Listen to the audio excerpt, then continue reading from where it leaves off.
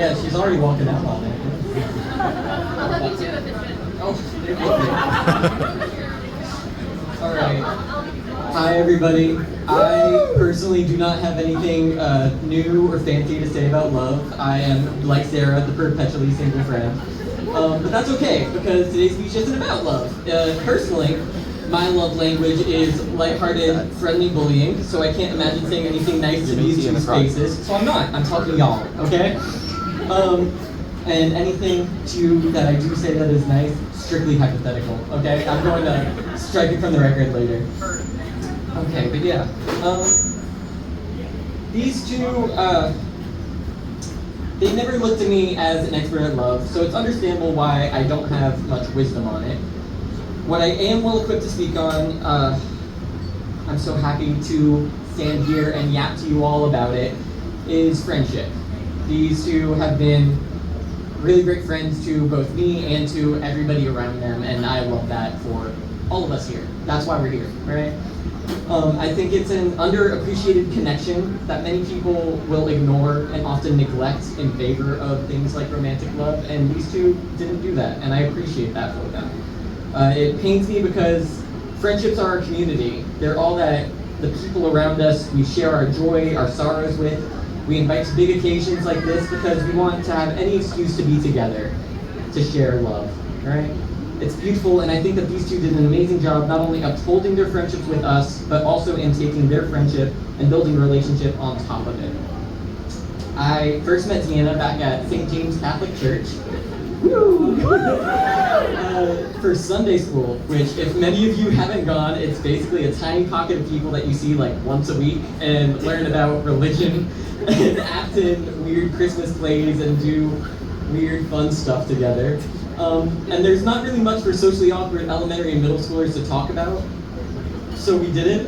But but I did glean enough to know that Deanna DeLuca is a funny and smart and enjoyable person to be around.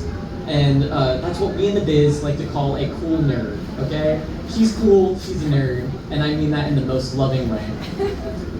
She's the person who will not only go along with the joke, but she'll add to it in a genius and creative way and make you doubt reality because she's so good with that joke. She's the person that you asked to for help in pranking your roommate, and she's ready. She comes built in with distractions and a crew of people to get the job done. She's a great friend who's smart and creative and really fun to talk to, and I didn't know all of this back then, but in time I grew to know her from the funny smart girl at Sunday school to the outgoing girl that I heard about at Scholars Academy, which is that school where all I know is that kids play ultimate frisbee and stuff in the lawn, so I guess that's true. And yeah, so basically she's a cool nerd, and this is who we see all in front of us today. Then I, the protagonist of the story, moved on to my math and science school, and that's where I decided to surround myself with my own bubble of cool nerds, hours away. And that's where I met Brennan King. And so Brennan and I immediately started a lifelong tradition of me messing with him any chance that I get. I'd pass by his door and mess with his door decorations, and that the second he reciprocated that escalated immediately into me wrapping his bed in bubble wrap, or re-wrapping literally everything in his side of the dorm in wrapping paper, and just really pranking him any chance I got. So keep an eye out. Brandon, I've learned a lot from our friendship singular. By a straight man, you've taught me about resourcefulness, and you've taught me about worrying less in life. You've taught me way more than I care to know about computers, but like things, I guess. You're incredibly smart, you're incredibly funny, and you're loving, and you're the model for a good friend, so thank you for that, hypothetically. Anyway, so we all went to USC because he's obsessed with me, and I'm obsessed with Deanna, so that's what brought us all there, obviously. And unfortunately, that's the closest I could say that I got them together, because I didn't. They got themselves together. Yippee. I'm really glad that I didn't, though, partly because Deanna and I hadn't talked in ages, and that would have been really weird for me to be like, hey, talk to my friend Brandon. But also because I'm really glad that these two cool nerds found each other in their group of frisbee friends where they all have this community together full of really cool people, And in that friendship, they fell for each other. And yeah, I'm not here for the relationship side of things, so blah.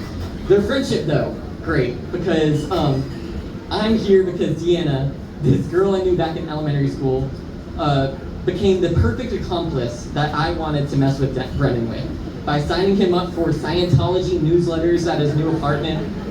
Without Deanna and her mutual friendships with all the people who were in like the wedding party, I wouldn't have been able to prank Brennan by distracting him for a full afternoon while the rest of us painted his entire bedroom in black light paint and then kept it secret from him for months on end. So he didn't realize until we like flipped a black light on one day and he was like, "How was this here?" and I didn't notice. It was really great. Ask anybody in the wedding party, they'd tell you all the details of it. It's really fun. But I have all the faith in the world in these two.